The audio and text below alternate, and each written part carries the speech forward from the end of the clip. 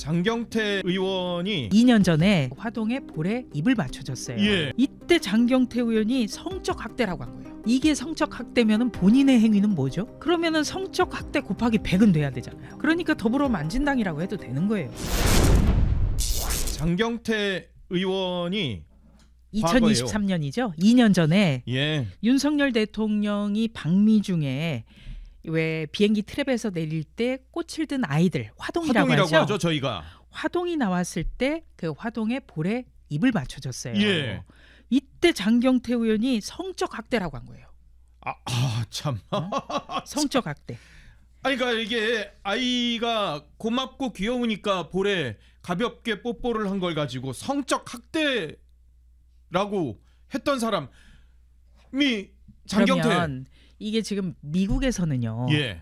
화동에게 볼에다가 입을 맞춰주는 게 어떻게 보면은 관례지 않습니까? 예. 그래서 했는데 이게 성적 학대면은 본인의 행위는 뭐죠? 그러니까요. 네. 만취한 여성에게 옆에 딱 다가가서 막 뭐 저렇게. 이상한 짓을 하는 거. 예. 예. 그러면은 성적 학대 곱하기 100은 돼야 되잖아요. 그러네요. 네.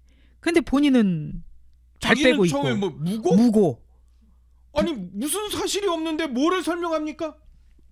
이러고 있고. 그래서 이 2년 전에 그 비행기 트랩에서 윤석열 대통령에게 꽃을 전달한 그 화동에 예. 대해서 장경태 의원이 성적 학대라고 막말을 했을 때 그 전재수 의원 지금 해수부 장관이죠. 지금 장관이죠. 전재수 의원이 그 방송 라디오 인터뷰 나와가지고 예. 장경태 의원을 비판을 했어요. 오죽하면요. 예, 오죽하면 좀 절제된 비판이 필요하다. 왜 이렇게 비판을 했을지 참 이해가 안 된다. 이렇게까지 비판을 한 적이 있어요.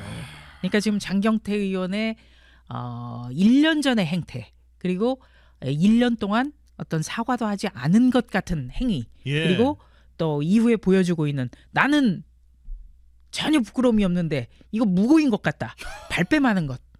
여기에 대해서도 참 우습지만 바로 이런 일련의 과정 때문에 장경태 의원이 그동안 국회에서 보여줬던 예. 여러 가지 사안이 종합판으로 계속 나오는 거죠. 그런 거죠. 그러니까 이 화동한테 볼 뽀뽀한 것도 성적 학대라고 했었고 심지어요.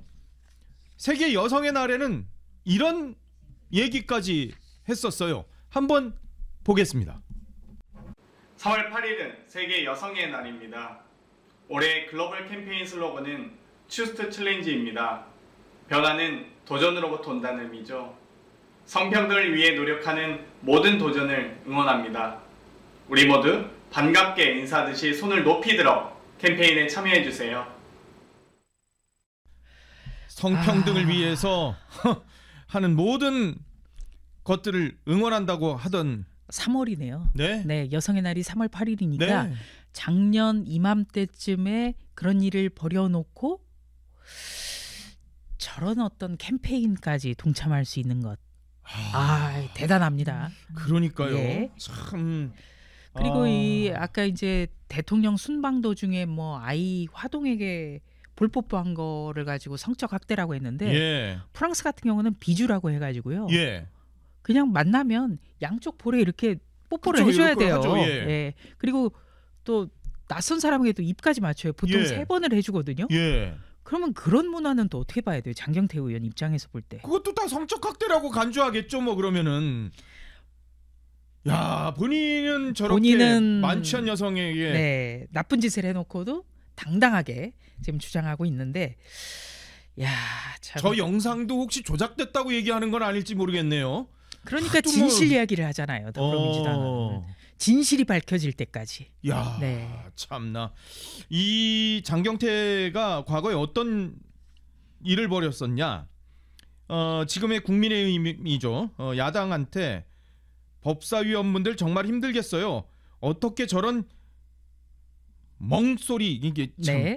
개소리라고 그러는데 개소리라고 계속 그러면서 국민의힘 의원분들에 대해서 그렇게 막 그 비난을 했던 사람이에요. 이게 2020년 8월이에요. 예. 그러니까 제가 법사위원 할 때예요. 네. 그랬는데 더불어민주당이 그때도 법사위를 장악을 하고 있었죠. 다수당이니까. 그러니까 소수당 법사위원들은 그만큼 더 치열하게 싸워줘야 되는 거거든요. 예. 그런데 그런 모습을 참 더불어민주당 법사위원들 정말 힘드시겠다.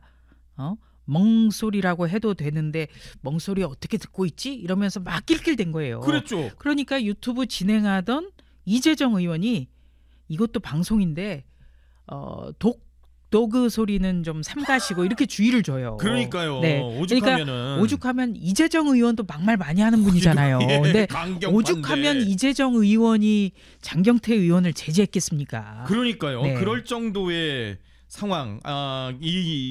그러니까 야당을 향해서 정말 막말을 했었던 그런 전력이 있던 그런 장경태 의원이에요. 그런데 그것만 있었느냐?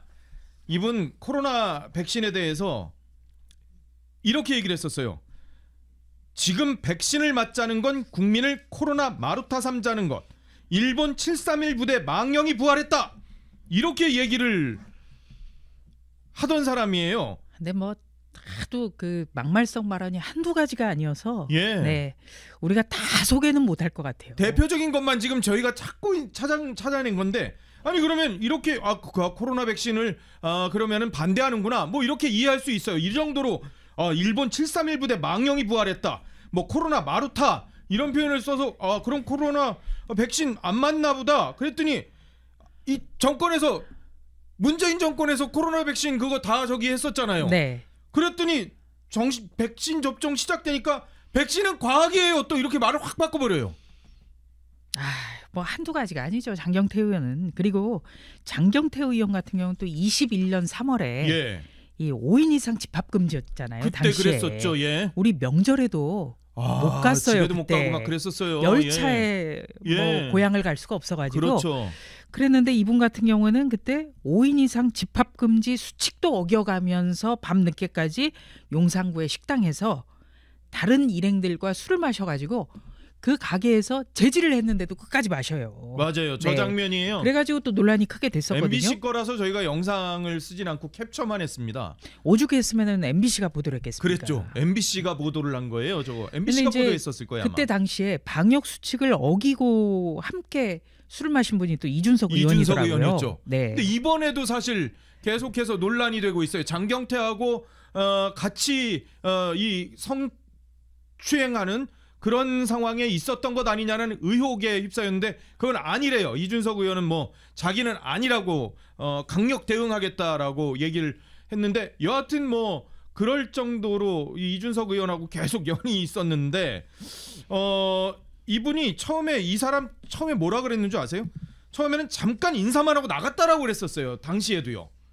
그런데 CCTV를 딱 깠어요.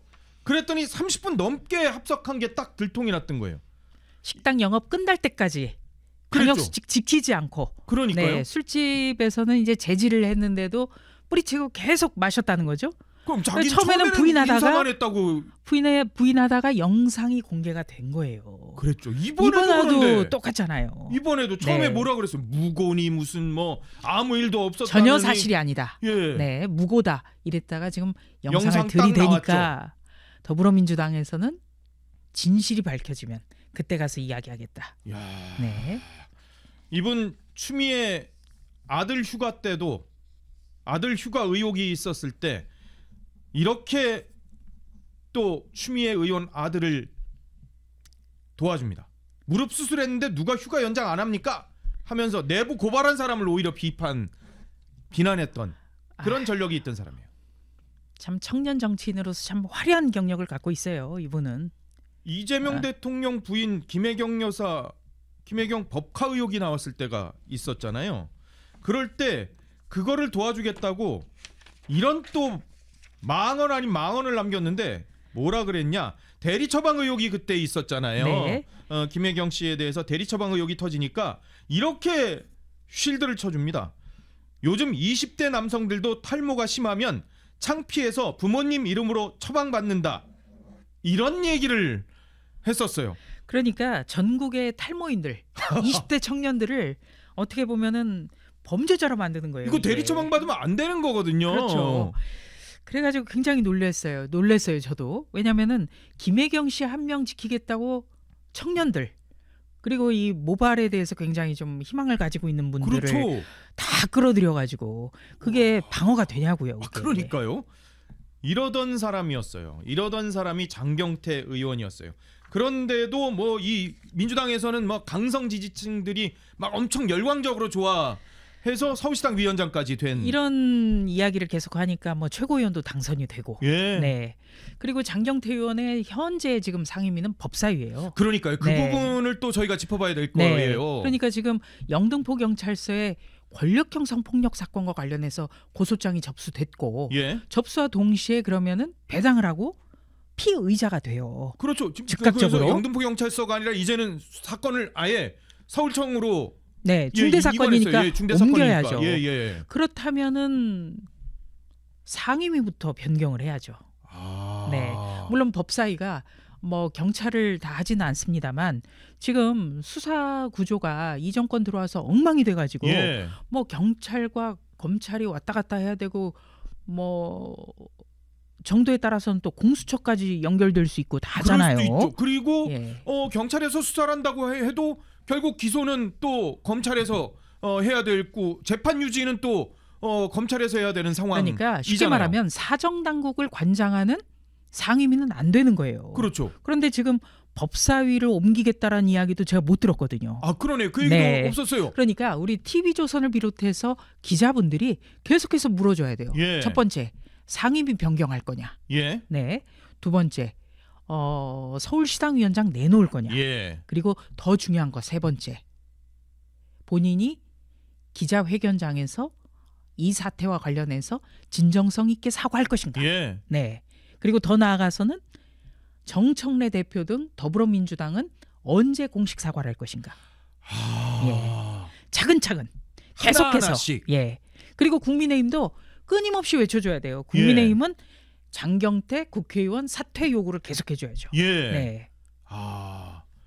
더불어 만진당이라는 이 비어까지 저 나올 정도로 댓글도 나오네요. 더불어 쭈물럭당. 아, 그러네요. 아, 참. 안희정, 오거돈, 박원순, 최강욱, 장경태 공통점을 말해봐라고 얘기를 하시는 분까지 있어요. 이종환 님께서는. 참으로 황당한데 이분이 1983년생이더군요.